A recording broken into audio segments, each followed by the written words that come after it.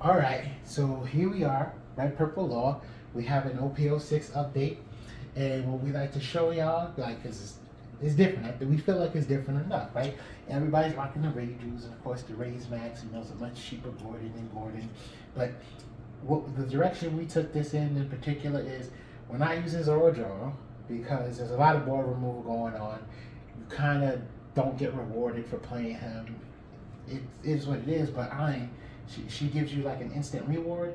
Once you get her in play, use your leader ability, yada yada, you can get that Dawn. So you can secure the Dawn by playing Iron. And she's a stronger body, so you can also look at it that way. Um, Playing about 6 of these guys is Dawn efficient. It's a 1 Dawn card, negative 3,000. Makes it easy to take 7K off the board. Just makes life easier. Um, wait, am I doing my math wrong? About like 3,000. Okay, so 6K. So you see, you could get rid of the 5Ks with this one. You get rid of the 6Ks with this one, and then we decided to add Fire Fist to help get rid of the 7Ks. And of course, they can all combo with each other if you're looking to take something much bigger off the board. And Rebecca, is very viable still, so Correct. definitely helps with those. So if you're dealing with a black matchup, then you can negative 4K something and use the ability to KO Rebecca. You're a 4 life leader, so you can easily get to 2 life. That's not the problem. But yes, we're using this. How you say this dude's name? Shariah. So we're working with this guy because blocker. He's 3 down exactly, so you can put him in play first. Burn the 3 down that you've already got rested, and then play something else. So he kind of helps maximize down efficiency as well as being a blocker to help your deck have some more defense. Because all offense, no defense kind of just allows people to ignore your board and just keep swinging on you and eventually get game, right? So it is healthy to have a blocker in the system, and he's actually probably one of the best blockers, right? Yeah, his effect is really strong. Him just being, equaling to the opponent's leader, they have to be careful how they put their down, on their characters or their leaders because of his effect. Yeah. If they're not mindful of it and they pump their leader too much, then you're blocking anything. So it's lovely. And then everybody knows the new kid on the block is Reiju, right? Reiju, letting you draw 2, so it makes this deck more consistent, right? You can draw into everything. When you're playing a bunch of things that has no searches or whatever, the next best thing, draw power. Yeah, Reiju definitely helped out this deck a lot. It lacked search, but because of the draw potential, you got it. And here we have Kamazo, right? I call him, I forgot what I call him. Killer, yeah. Killer. I don't even bother saying all this other stuff. But the point is, get him in play if you're in a particular matchup where they have 2 drops and stuff. Like, i.e., let's say you're going up against Sakazuki and you're like, you know what? I'm tired of you hellhoundsing, pumping the brand new. Let's just get it off the board. Exactly. Of course, it is situational to play him, but at the end of the day, he's just extra 2K in your hand, so that also helps you. And I think in the future of the One Piece meta, they're probably going to make more efficient 2 drops and 1 drops, allowing a lot of old cards that just see no play to start seeing play. All right, let's see some gameplay. All right, here we are in the Enel matchup.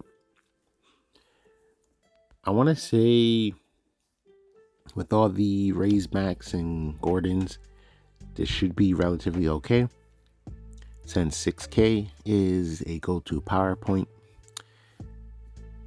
And then, of course, we got the Fire Fist. So I don't think we have to worry about too much. Okay, so we get to develop. I think we got a decent curve here. I don't know the character's name on his board, forgive me, but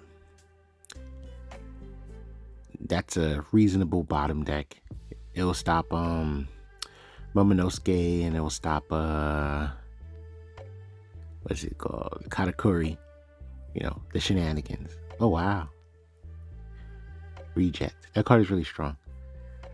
Because aside from it having 2 abilities with an average cost, right? Like if you compare it to Jet Pistol, the OG, for Dawn event, to get rid of a relative 5 drop, because it gets rid of 5 cost wise, then it has the bonus effect of the whole life thing.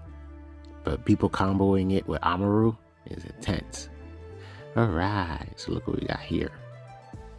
2 choices. I don't think it's the end of the world to let that Okiku rock for a turn. Yeah, develop board. Let's see. Okay, now we're gonna get it off the board immediately. Oh, got rid of an active Don. Okay, I accept that play because we can still develop the kid. Okay, cool. Beppo keeping it solid.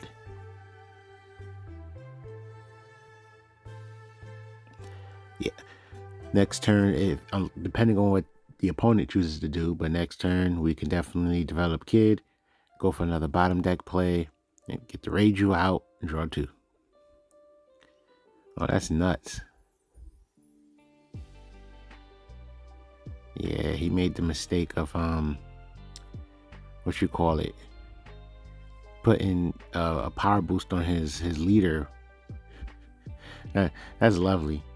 That was a Shirayu, if I'm saying the name right. That's a solid blocker. That's a solid blocker.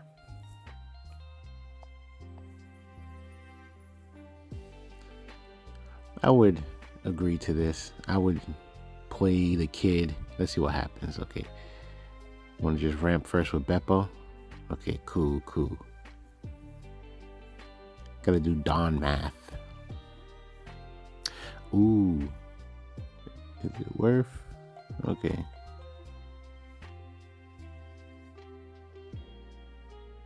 Yeah, okay. I will just get rid of the whatever that low drop name is. I don't know the name.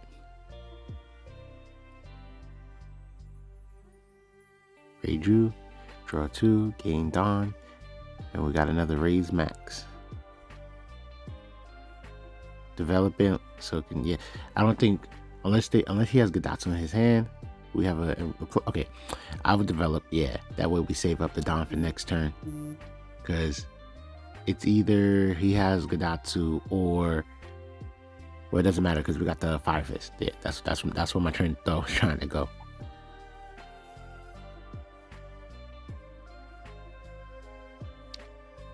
Interesting.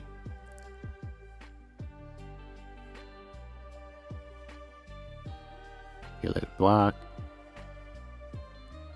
We can defend that. Okay. We could keep it. Yeah, we could keep it. Have such a dominant board over the opponent right now.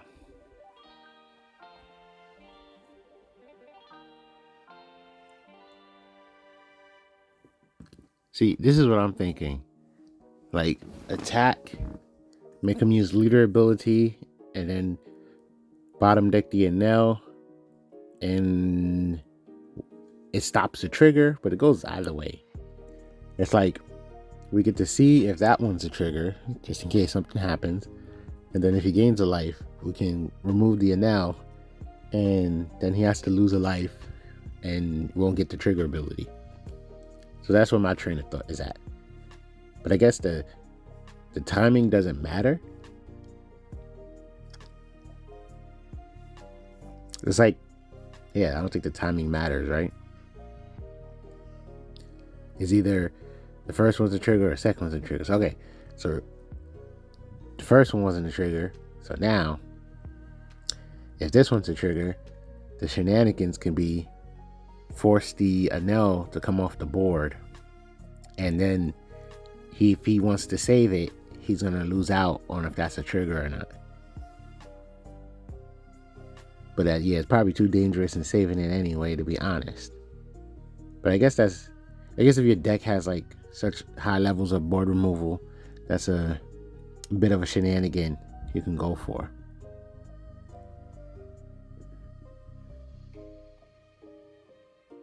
Okay, opponent get a little frustrated, but that usually happens when you're on the losing end of a situation.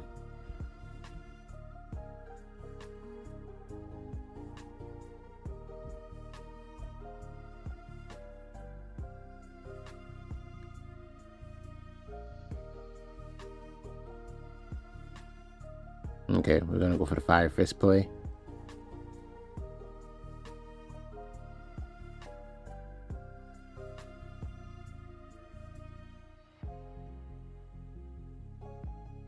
Okay, he chooses to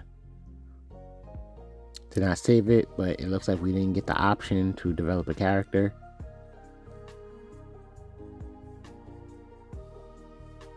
I'm wondering. We probably should have just swung on it first. And then whatever. Hey, swung on it first and then use leader ability. Now that I think about it, that probably would have made more sense. But yeah, there you go. That's what makes this blocker good. We get the 6k swing. We got 2 life. Not much he can do. But we counted out of that. Okay, yeah, we got 2 life. I can't see us losing this one. Unless he has another rush. But we also have a 2k counter. Oh, look, disconnect. G.